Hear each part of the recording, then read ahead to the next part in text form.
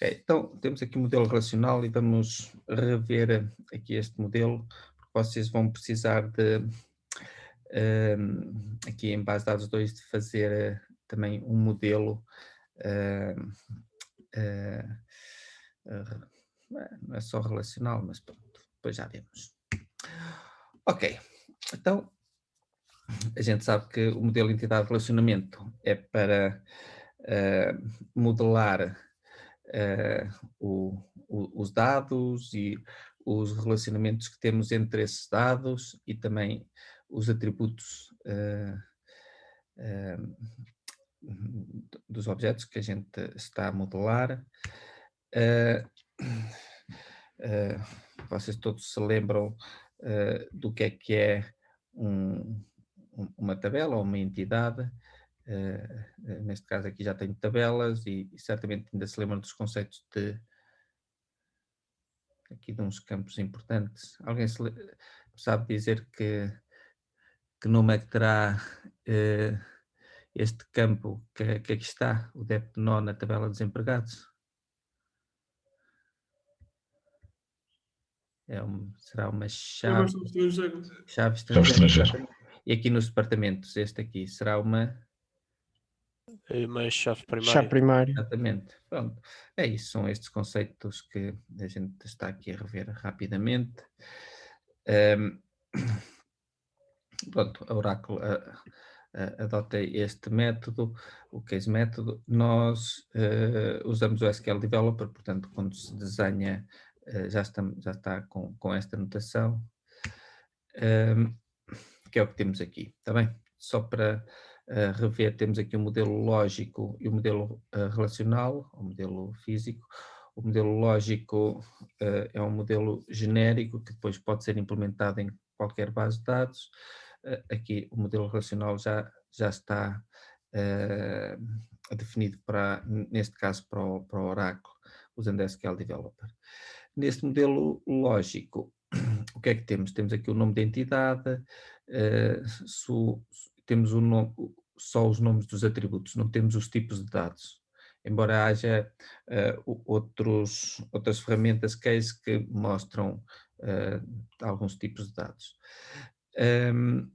Mas pronto, temos aqui o cardinal que indica que é uma chave primária, o asterisco que é obrigatório, o ozinho que é opcional,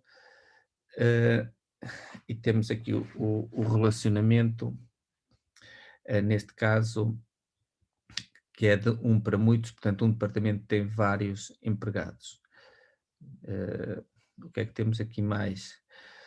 O tracejado no relacionamento, quer dizer que um departamento pode até nem ter nenhum empregado, por isso é que temos aqui o tracejado.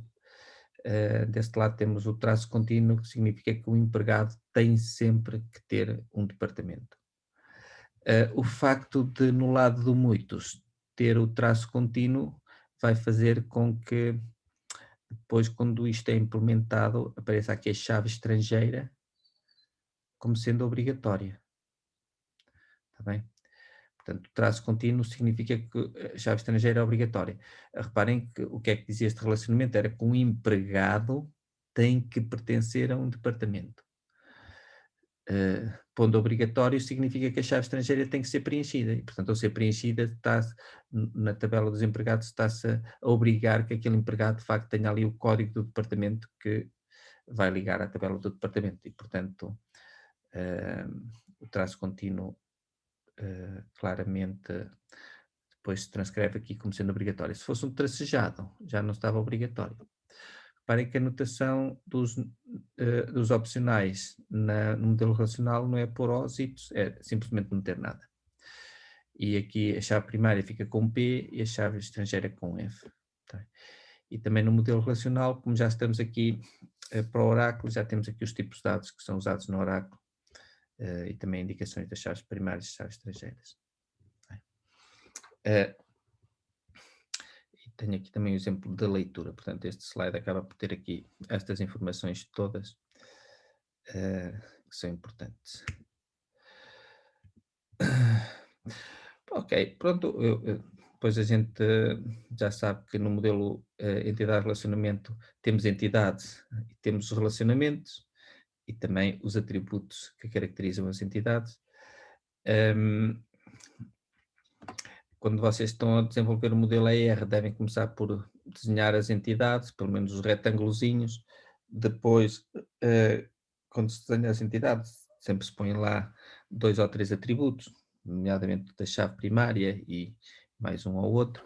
Eh, Depois de fazer esse desenho das entidades, devem-se desenhar os relacionamentos entre essas entidades e depois vão-se acrescentando novos atributos às entidades e rever o modelo. Às vezes há necessidade de criar mais outra entidade ou não, eh, mas deve-se fazer esta abordagem top-down para, para desenhar o modelo.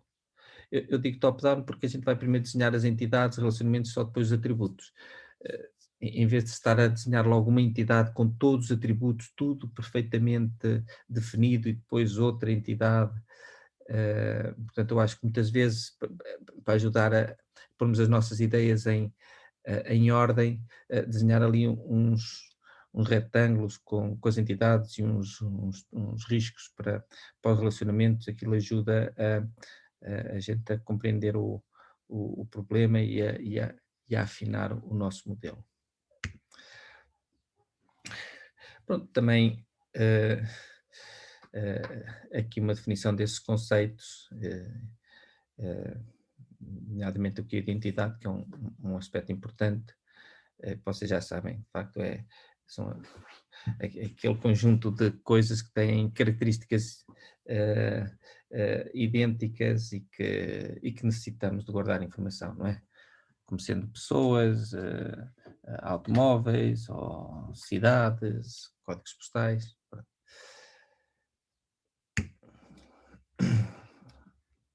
Temos aqui os vários exemplos das entidades. Os atributos acabam por ser aquelas características das entidades, não é? No caso de uma pessoa, o que é que podem ter? Se é o género, se é masculino, feminino, o nome, o, o número de contribuinte, a data de nascimento. Estão a ver, tudo isso são atributos. Cá estão exemplos de atributos. Normalmente é assim, se numa entidade é algo que tem vários atributos. Se você pensar, é ali uma coisa e tal, pode ser caracterizada por isto, isto, isto. Ok, então aquilo ali era uma entidade e isto são os atributos dessa entidade. Pronto, já sabemos que nós necessitamos de um atributo que seja, que identifique univocamente cada registro dessa entidade, cada tuplo dessa entidade. E que depois este identificador único vai dar origem à chave primária quando fizermos o modelo relacional. Aqui acabam por ser questões pronto, aqui destes conceitos, não é? Chave primária, identificador único. Para mim até mais importante que isso é vocês perceberem que temos que ter ali um atributo que define univocamente cada registro que nós vamos ter depois nas tabelas. Isto também é muito importante, este identificador único, ou depois a chave primária, que características é que tem? Pronto, tem que ser único, ou seja, não pode ser repetido dentro daquela tabela e não pode ser nulo ou nenhuma das suas componentes ser nulas. Nós podemos ter identificadores únicos que são identificadores compostos por mais do que um atributo, ou no caso das chaves primárias é que a gente vê isso facilmente, uma chave primária que é composta por vários atributos e nenhum deles pode ser nulo. Tá bem?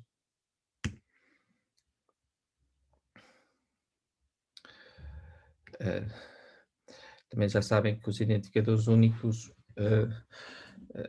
exemplos de identificadores únicos, não é? Vocês podiam até dizer, para o caso dos alunos, temos o número de aluno, por exemplo. o nome não devia ser identificador único, porque nós podemos ter duas pessoas com o mesmo nome, não é? Hum, o número de contribuinte, embora pudesse ser identificador único, eh, já também falámos sobre isso, que para evitar estar a divulgar o número de contribuinte como chave estrangeira de uma data de outras tabelas, nós devemos evitar usar esses números que são pessoais, como número de contribuinte, número do cartão de cidadão, número do utente de saúde, etc., como chaves primárias. eh, para que elas não apareçam depois como chaves estrangeiras noutras tabelas, porque isso depois permite identificar a pessoa e nós devemos evitar ao máximo a utilização desses dados pessoais em sítios onde não são estritamente necessários, está bem? Tem a ver com a privacidade, RGPD, etc.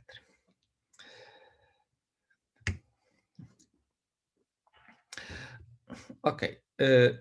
Então nós podemos ter os tais identificadores únicos, que vão dar origem à chave primária, podem ser obrigatórios ou não, eh, portanto, obrigatórios ou opcionais, podem também ser únicos.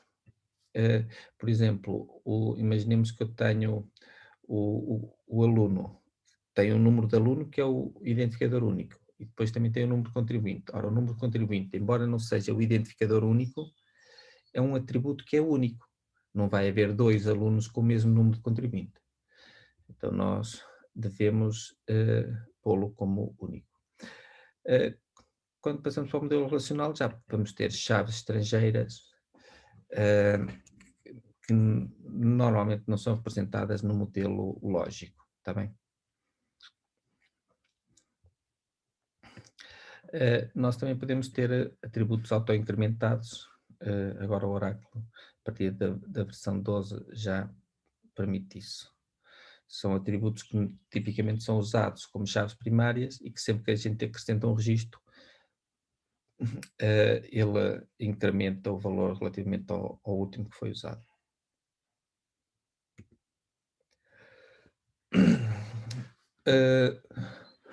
O relacionamento, pronto, é aquela associação, aquele relacionamento entre duas entidades. Pronto, pode ser caracterizado por um nome. Eu desaconselho sempre a utilização do nome, porque torna o modelo muito confuso. Hum, Agora, é muito importante, nomeadamente a cardinalidade. Ou seja, se o relacionamento é de um para um, de um para muitos ou de muitos para muitos. Bem, de um para muitos ou muitos para um, já sabemos que acaba por ser semelhante, basta trocar as tabelas, não é? Ahm, ah, mas são estes os tipos de relacionamentos que temos e que vocês certamente também se lembram deles, já vamos ver aqui mais exemplos. Algo que às vezes vocês não ligam tanto, que é a participação. Aliás, se pensarmos no tal desenvolvimento do modelo ER, usando uma abordagem top-down, quando a gente desenha as entidades e depois os relacionamentos, depois quando vamos refinar com os atributos, é que vamos dizer se são obrigatórios ou não, o tipo de dados, qual é o tamanho dos dados e o, o relacionamento, se a participação é obrigatória ou opcional. Como já vimos no exemplo anterior, naquele relacionamento entre um, os departamentos e os empregados, que era opcional de um lado e obrigatório do outro. Pronto, temos aqui um relacionamento de um para um. Neste caso temos aqui uma entidade cliente, uma entidade de informação de contacto. Aqui a ideia é, ok, um cliente pode ou não ter mais informação de contacto. E então, por isso é que temos aqui uma informação de contacto pertence a um e um só cliente. Então é assim, este cliente pode ou não ter informação de contacto, mas havendo a informação de contacto, ou cada registro de informação de contacto, tem que obrigatoriamente pertencer a um cliente. Por isso é que temos tracejado de um lado e contínuo do outro. Está bem? Aqui temos o relacionamento de um para muitos, que é de longe o mais habitual. Aliás, o meu conselho é, sempre que vocês têm um relacionamento que não é de um para muitos, eh, eh, tentem verificar mesmo se há ali algum erro de análise, embora possam existir os outros, este é de longe o mais comum. Pronto, e neste caso temos o tal relacionamento entre departamentos e empregados, em que um departamento, oh, aliás, como eu gosto de dizer, cada departamento pode ou não ter um ou mais empregados. Cada empregado tem que obrigatoriamente pertencer a um departamento. Já agora temos aqui um atributo único em que aparece o U. Neste caso, os empregados tinham que ter, não podíamos ter empregados com nome, com o mesmo nome. Uma empresa estranha. Aqui temos a situação mais comum, uma situação que também podemos ter, que é um relacionamento de muitos para muitos. Neste caso é um professor tem um ou mais alunos ou cada professor tem um ou mais alunos e cada aluno tem um ou mais professores.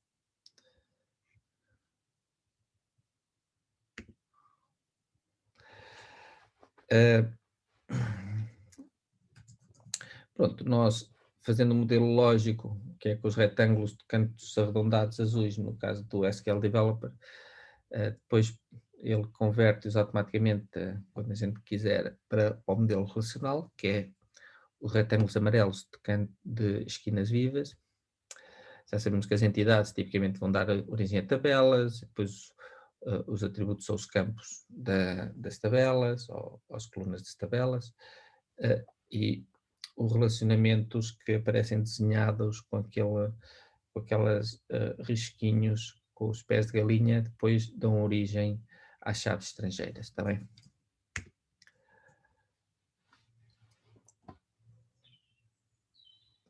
A chave estrangeira também já o que é? É um campo que só vai tomar os valores, só pode tomar valores que existam na chave primária da outra tabela, da tabela que lhe está relacionada. Está bem?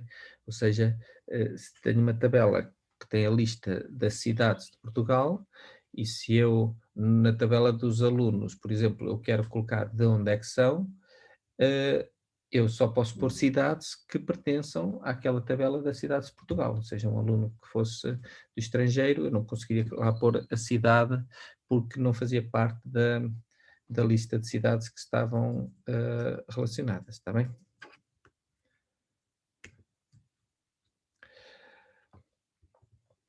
Ok, e depois tenho aqui também um conjunto de slides a mostrar como é que se pode passar dos relacionamentos no modelo lógico para o modelo relacional. Nós, por exemplo, no relacionamento de 1 para 1, pode dar origem a duas tabelas ou uma única tabela. Muitas vezes isto fica numa única tabela, que é a situação que depois nós não devemos. Nós devemos sempre simplificar. Simplificar evita erros, evita futuros problemas até no interface, no desenvolvimento de software. Portanto, tendo isto numa única tabela, em muitas situações acaba por ser preferível, está bem? Mesmo que tenha cá campos opcionais, por exemplo, o street, o city e o phone, por causa aqui o city ainda está obrigatório, tenho que corrigir isto. Devia estar opcional, porque um cliente pode não ter nada disto, está bem?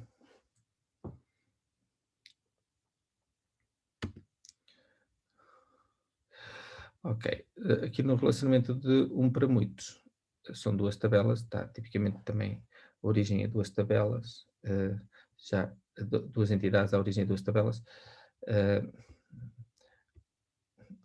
Já discutimos aqui a situação da chave estrangeira ser obrigatória ou não, dependente aqui do tracejado ou não da parte do pé de galinha, está bem?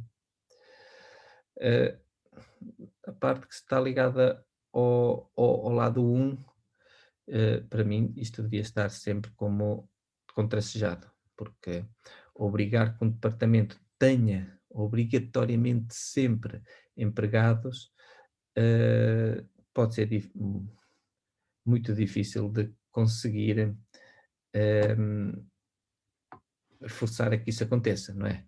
Porque reparem, e então se tenho empregados obrigatórios do outro lado, eu quando crio um empregado tenho que dizer de que departamento é. Eh, eh, mas para criar um departamento tenho que dizer que tem que ter um empregado, portanto não, não é fácil estar a fazer isso. Só criando um departamento com um empregado fictício e depois atribuir-lhe outros empregados, mas parece algo sempre assim um pouco esquisito.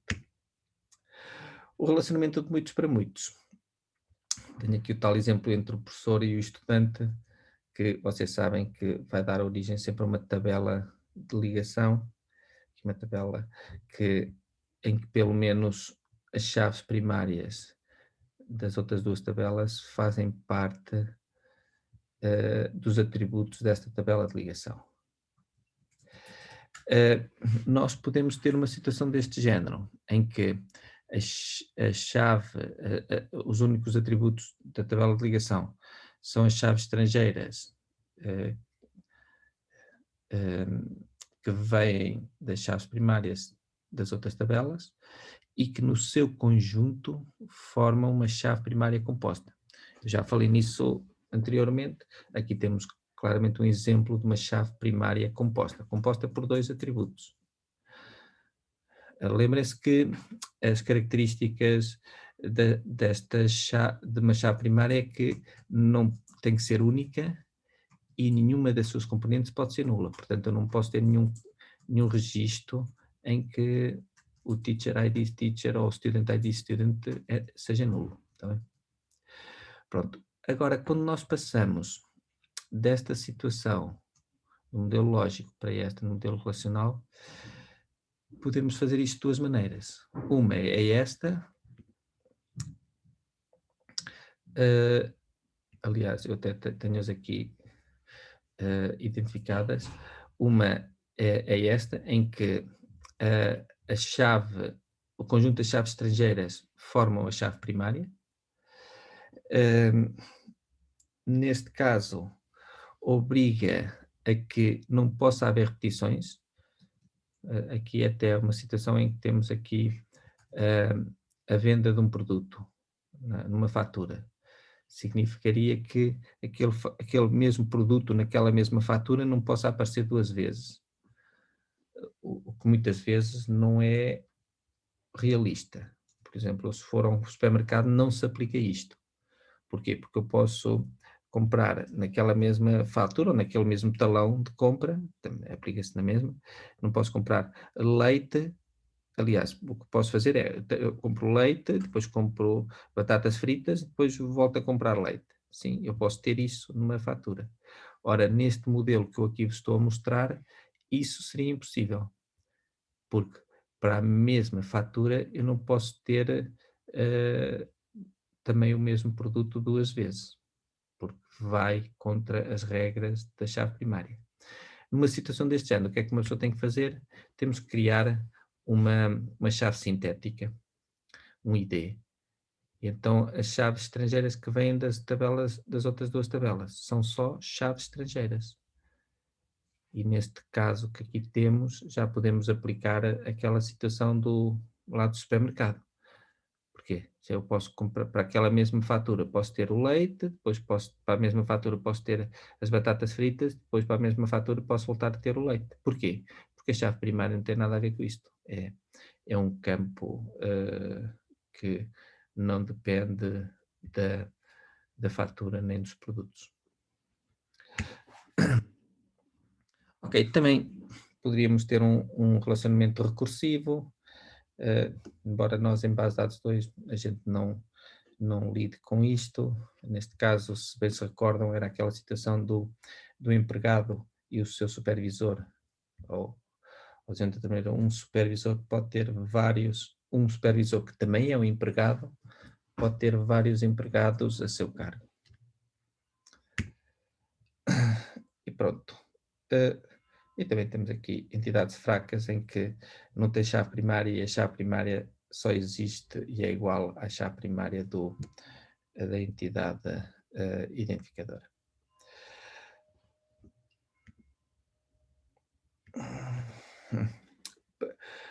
Já agora também tenho aqui um pouco sobre as restrições de integridade, só muito rapidamente. Ahm, nós temos aqui 4 tipos de restrições de integridade. Eh, a, a restrição de integridade de entidade é dada pela chave primária e pelos campos únicos. Logo, o modelo restringe isso. Reparem que estas restrições evitam erros de introdução de dados, que é algo que se pretende, nomeadamente em base de dados eh, de processamento de transações, que é aquilo que vocês conhecem até agora. A restrição de integridade referencial, que é dada pela chave estrangeira, que, como também já aqui falei, diz que aquele campo só pode tomar valores que existam na chave primária da outra tabela. A restrição de domínio, que tem a ver com o tipo de dados, o tamanho, conjunto de valores, limites, obrigatoriedade, por exemplo, se um campo é obrigatório ou se um campo é, de caractere, mas só pode tomar os valores sim ou não. Se um tamanho do nome só pode ter 20 caracteres, ou seja, não dá para números maiores, portanto, isto aqui também é uma restrição de integridade. E depois temos aquelas restrições que não podem ser implementadas nem pela entidade, nem pela referencial, nem pelo domínio, que a gente chama regras complexas de negócio, que normalmente têm que ser implementadas em código ou em procedimentos, funções, ou até mesmo em triggers da base de dados. Tá bem? Por exemplo, eu tenho aqui um exemplo. Nenhum funcionário pode ganhar mais que o patrão. Se eu tenho na lista dos empregados também o patrão, quando eu atualizo ou quando eu insiro um novo empregado e estou a colocar o valor do vencimento, como é que eu consigo garantir que aquele vencimento do empregado não pode ser superior ao do patrão? Não consigo fazer nem com a restrição de entidade, nem com a referencial, nem com o domínio. Pronto, então temos de usar as tais regras complexas de negócios, ou no tal trigger, ou no tal procedimento ou função que faça essa função. E pronto, e é isto.